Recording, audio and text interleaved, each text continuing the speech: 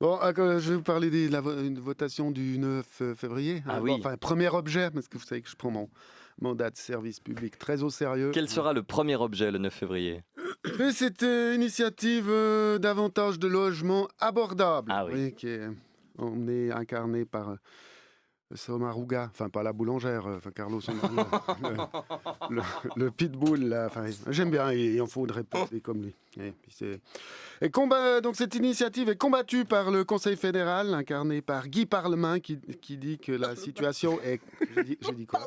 Parlement, vous avez dit, mais Parmelin. C'est pas lui.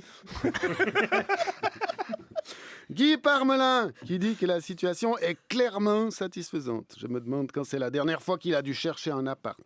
Alors à droite, c'est les arguments habituels. Si le oui l'emporte, on va tous mourir du chômage. Enfin, voyez-le.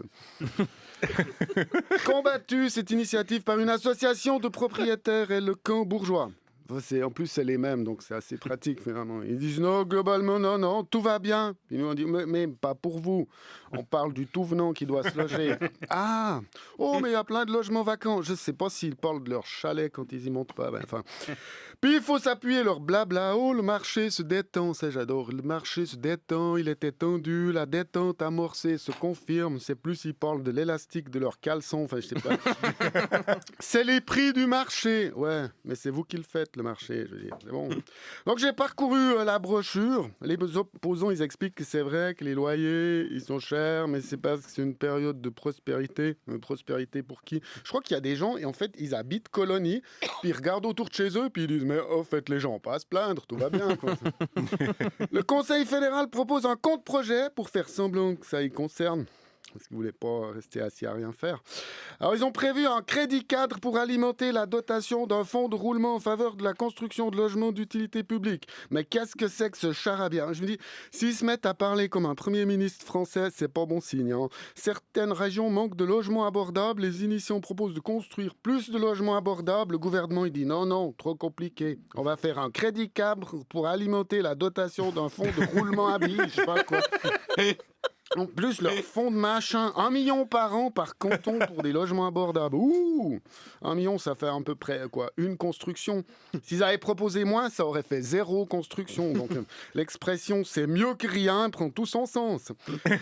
C'est pas facile de trouver un appartement de nos jours, dans la région. En tout cas, vous devriez le savoir, Jonas. Vous déménagez tellement souvent, on dirait que vous êtes dans un programme de protection des témoins. Rien que les petites annonces des gérances. Oh purée, ça c'est ce que je préfère, les petites annonces des gérances. Ce jargon de vendeurs de tapis pour nous embrouiller. Déjà, ils disent pas appartement, ils disent bien ou objet. Objet lumineux. On dirait qu'ils parlent d'un ovni, je sais pas.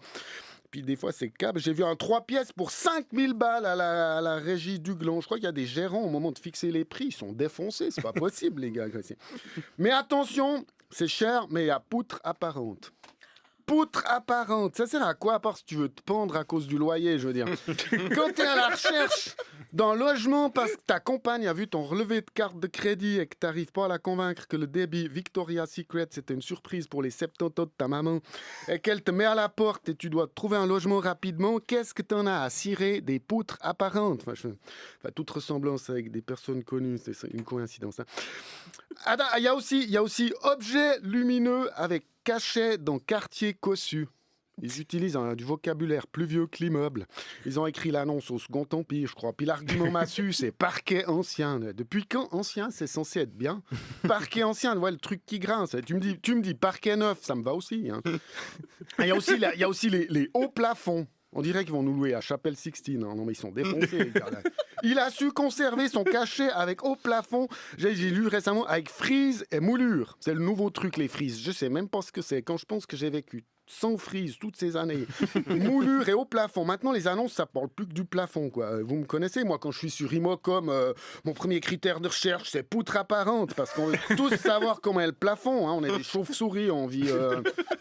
Ah ouais, il y a aussi vue imprenable, mais il précise pas sur quoi, donc c'est vue imprenable sur l'immeuble en face, quoi.